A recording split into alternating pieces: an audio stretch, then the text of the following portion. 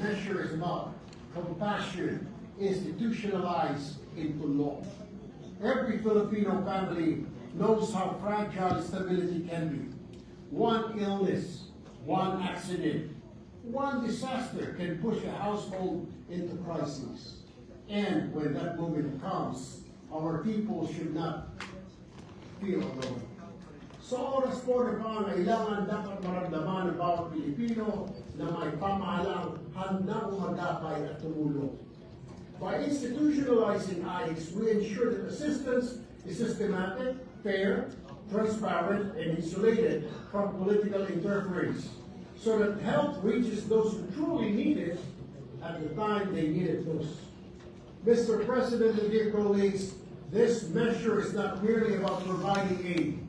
It is about affirming a fundamental promise of governance na ang pamahalaan ay kakampi ng mamamayan lalo na sa panahon ng krisis.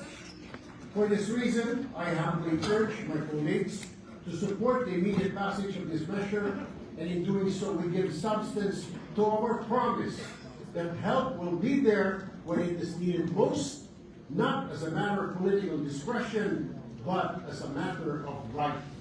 Maraming salamat po, Ginoong Pangulo. Mr. President, will our colleagues study the measure further, move to suspend consideration. Any objection? Hearing none, consideration of the measure suspended.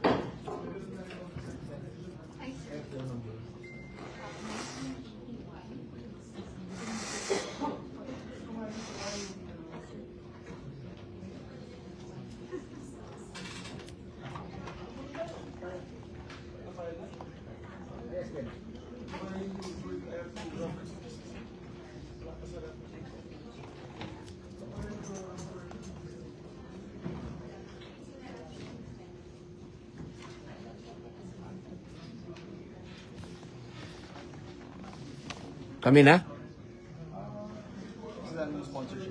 Ah, okay, boss. Ikaw pa, boss. Ikaw. Session suspended. Kasi after your,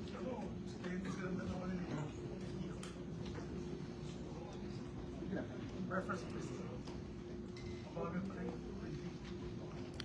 I'm confused.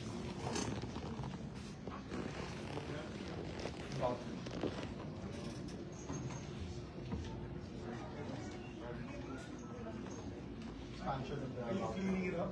This is what is done with option B. Yeah, we looked at it. Yeah, that's right.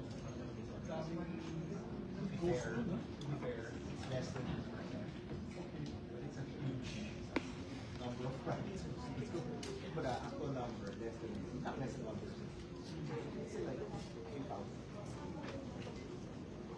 Hindi naman siya systemic problem.